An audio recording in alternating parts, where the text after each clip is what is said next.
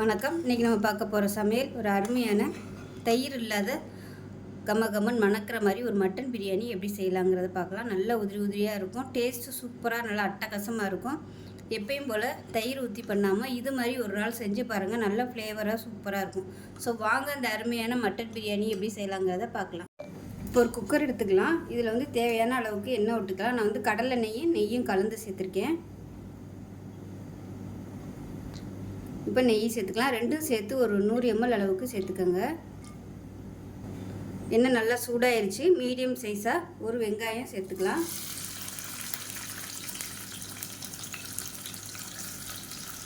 நான் வந்து 200 கிராம் அளவு தான் அரிசி எடுத்திருக்கேன். ஒரு 2 பேர் சாப்பிட்ற மாதிரி அந்த அளவுக்கு தான் செய்கிறேன். ஒரு கைப்பிடி வரும் இந்த பெரிய வெங்காயம். அந்த அளவுக்கு மட்டும் வெங்காயம் சேர்த்துக்கோங்க. வெங்காயம் நல்லா ப்ரௌன் கலரில் வதங்கட்டும். இப்போ வெங்காயம் வதங்கிட்டு இருக்கையிலே புதினா கொத்தமல்லி சேர்த்துக்கலாம். எண்ணெயிலே வதக்கிட்டோம்னா நல்லா வதங்கிடும். சும்மா கொஞ்சமாக சேர்த்துக்கோங்க, ரொம்ப சேர்க்க வேணாம். இப்போ பாருங்கள் வெங்காயம் வந்து நல்லா செவக்க ஆரம்பிச்சிருச்சு. இதுக்கு மேலே விட்டோம்னா கறி போயிடும். இப்போ இந்த ஸ்டேஜில் பொடி சேர்த்துக்கலாம். இதில் பார்த்திங்கன்னா 1/2 டேபிள் ஸ்பூன் மிளகாத்தூள், 1/4 டேபிள் ஸ்பூன் கரம் மசாலா, அதாவது பட்டை, கிராம்பு, ஏலக்காய், இது 3 வந்து நான் பொடிச்சு வச்சுருக்கேன். அந்த பொடியை தான் நான் அதில் வந்து சேர்த்துருக்கேன். இப்போ எண்ணெயிலே நல்லா அதை வதக்கி விட்டுக்கலாம். அப்போ தான் நல்ல ஒரு கலர் கிடைக்கும். இப்போ இதில் இஞ்சி பூண்டு பேஸ்ட்டு சேர்த்துக்கலாம். இது வந்து ஒரு 50 கிராம் அளவு இருக்கும். ரெண்டும் சேர்த்து இஞ்சி பூண்டு அரைக்கையில் ஒரு 3 சின்ன வெங்காயமும் சேர்த்து அரைச்சிருக்கேன். ஏன்னா நம்ம இஞ்சி பூண்டு வந்து கொஞ்சமாக யூஸ் பண்ணுறதுனால அரைபடாது நைஸாக. அதனால் 2 சின்ன வெங்காயம் சேர்த்து அரைச்சிங்கன்னா உங்களுக்கு பிரியாணி நல்லா டேஸ்ட்டாகவும் இருக்கும், சீக்கிரமாகவும் அரைப்பட்டுரும். இஞ்சி பூண்டு பேஸ்ட் நல்லா வதங்கிடுச்சு. மீடியம் சைஸாக ஒரு தக்காளி சேர்த்துக்கலாம். ஒன்றே சேர்த்திங்கன்னா போதும். இது நல்லா மசிஞ்சு வரட்டும். இப்போ தக்காளி நல்லா மசிஞ்சு வரட்டும். இதில் பார்த்திங்கன்னா நான் இன்றைக்கி எடுத்துருக்க அரிசி துளசி அரிசி தான் எடுத்திருக்கேன். நான் வந்து ஜீரக சம்பா தான் அதிகமாக போட்டிருக்கேன். துளசி ரைஸில் வந்து போடலை.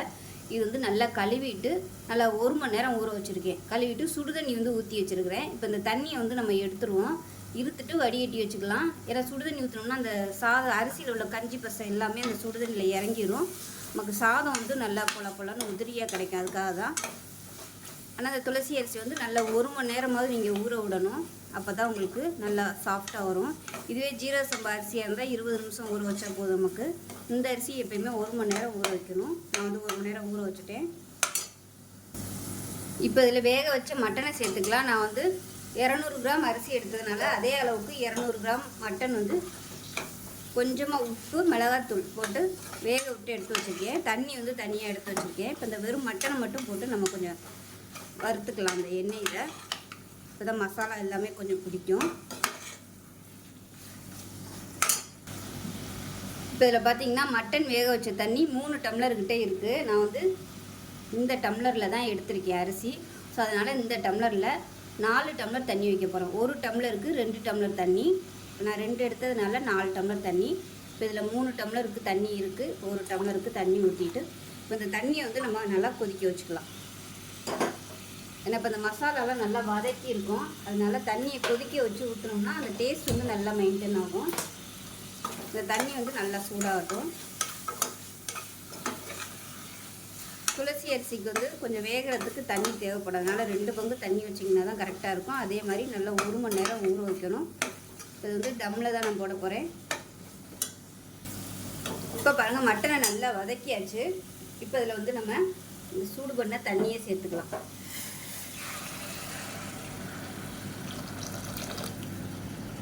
சேர்த்துட்டு இப்போ உப்பு டேஸ்ட் பண்ணி பார்த்துட்டு உப்பு சேர்த்துக்கலாம். ஏன்னா மட்டன் வேக வைக்கும்போது உப்பு சேர்த்துருக்கேன். அதனால் மட்டன் வேக வச்ச தண்ணியில் உப்பு இருக்கும். அதனால தான் நான் உப்பு போடலை. இப்போ வந்து உப்பு செக் பண்ணி பார்த்துட்டு உப்பு சேர்த்துக்கலாம். உப்பு கம்மியாக இருக்குது, கொஞ்சமாக உப்பு சேர்த்துக்கலாம். இப்போ தண்ணி நல்லா கொதிக்குது. இப்போ வடிகட்டி வச்சுருக்க அந்த அரிசியை சேர்த்துக்கலாம். தண்ணி வந்து ஈரம் இருக்கக்கூடாது. சேர்த்துட்டு நல்லா கலந்து விட்டுடலாம். இப்போ இந்த ஸ்டேஜில் 1/4 டம்ளர் அளவுக்கு பால் சேர்த்துக்கலாம். நான் வந்து தயிர் சேர்க்கலை, அதுக்கு பதிலாக பால் சேர்க்குறேன். பால் சேர்த்திங்கன்னா டேஸ்ட்டு சூப்பராக இருக்கும். இது ஒரு நல்ல ஒரு ஃப்ளேவர் கொடுக்கும். தயிர் சேர்க்காமல் இது மாதிரி செஞ்சு பாருங்கள். இதில் வந்து 2 முந்திரி பருப்பு, 2 பாதாம் சூடான பாலில் ஊற வச்சு நல்லா அரைச்சி வச்சுருக்கேன். இப்போ இதை சேர்த்துக்கலாம். இது நல்லா கலந்து விட்டுட்டு இப்போ இதில் கொஞ்சமாக லெமன் ஜூஸ் வந்து பிழிஞ்சு விட்டுக்கலாம். இப்போ இது பார்த்திங்கன்னா பெரிய பழமாக இருக்குது, அதனால் கொஞ்சமாக மட்டும் பிழிஞ்சு விட்டுக்கிறேன்.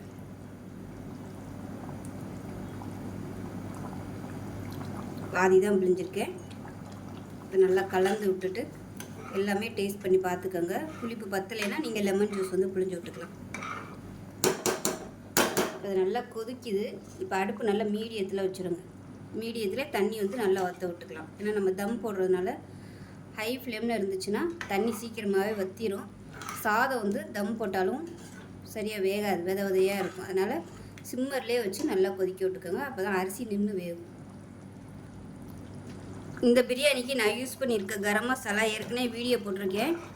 அதாவது பட்டை வந்து 50 கிராம் எடுத்திங்கன்னா ஏலக்காய் 25 கிராம், 25 கிராமில் பாதி வந்து கிராம்பு எடுக்கணும். ஸோ இந்த அளவில் தான் எடுத்து வெயிலில் நல்லா காய போட்டுட்டு அரைச்சி வச்சுருக்கேன். அரைச்சிட்டு நம்ம ஃப்ரிட்ஜில் ஸ்டோர் பண்ணி வச்சோம்னா எப்போனாலும் நம்ம யூஸ் பண்ணிக்கலாம், கெட்டு போகாது. ஸோ அந்த பொடி தான் இன்றைக்கி யூஸ் பண்ணியிருக்கேன். 50 கிராம் பட்டை, 25 கிராம் ஏலக்காய், அதில் பாதி கிராம்பு. இப்போ பாருங்கள் தண்ணி நல்லா வற்றிருச்சு. இப்போ வந்து நம்ம தோசைக்கல் வந்து நான் பக்கத்தில் சூடு பண்ணி வச்சுருக்கேன். இப்போ நல்லா மட்டைப்படுத்தி விட்டுட்டு விருப்பம் இருந்தால் நீங்கள் வந்து நெய் சேர்த்துக்கலாம். தாராளமாக நெய் சேர்த்திங்கன்னா சூப்பராக இருக்கும் பிரியாணிக்கு. உங்களோட விருப்பம் தான். நெய் வந்து எவ்வளோ சேர்க்குறீங்களோ அவ்வளோ நல்லாயிருக்கும் பிரியாணி. ஸோ எனக்கு வந்து பிடிக்குங்கிறதுனால நான் வந்து கொஞ்சம் கூட சேர்த்துருக்கேன் நெய். இப்போ கல் வந்து நல்லா சூடு பண்ணிட்டேன். சூடு பண்ண கல்லில் நம்ம குக்கரை வச்சுக்கலாம். குக்கரை வச்சுட்டு நல்லா கொஞ்சம் அடுப்பை அதிகப்படுத்திக்கோங்க. ஏன்னா கல் வந்து நல்லா சூடு ஏறணும். இப்போ இந்த கல்லில் தண்ணி ஊற்றிக்கலாம்.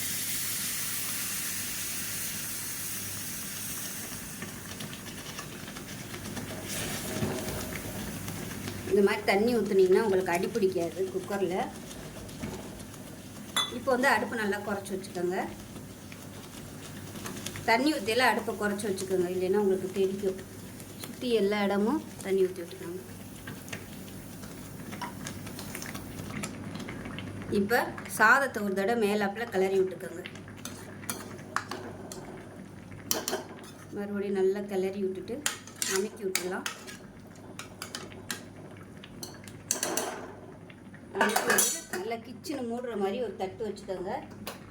தட்டு வச்சுட்டு இங்கே வந்து ஒரு பாத்திரத்தில் தண்ணி நல்லா சூடாக இருக்குது. இந்த பாத்திரத்தை அப்படியே இது மேலே விட்டு வச்சிடலாம். வச்சுட்டு நல்லா ஒரு 20 நிமிஷம் தம்மாகட்டும். தம்மானதுக்கப்புறம் பார்க்கலாம். இப்போ பாருங்கள் பிரியாணி வந்து நான் தம் உடைச்சதெல்லாம் எடுக்கலை. நான் மாமனார் மாமியார் வந்துருந்ததுனால நான் அந்த பிஸியில் மறந்துட்டேன். ஸோ எல்லோரும் சாப்பிட்டுட்டு அவங்களுக்கு கொஞ்சம் கொடுத்து விட்டுட்டு சாப்பிட்டுட்டு இருக்கையில் தான் ஞாபகம் வந்துச்சு ஃபினிஷிங் எடுக்க மறந்துட்டோமே அப்படின்ட்டு. ஸோ இதுதான் பார்த்துக்கோங்க. சாதம் பாருங்கள் எவ்வளோ உதிரி உதிரியாக சூப்பராக இருக்குன்னு. டேஸ்ட்டுமே நல்லா அட்டகாசமாக இருந்துச்சு இந்த பிரியாணி. ஒரு தடவை தயிர் இல்லாமல் இது மாதிரி செஞ்சு பாருங்கள். நான் ஏற்கனவே இதே மெத்தடில் சிக்கன் வந்து போட்டிருக்கேன்.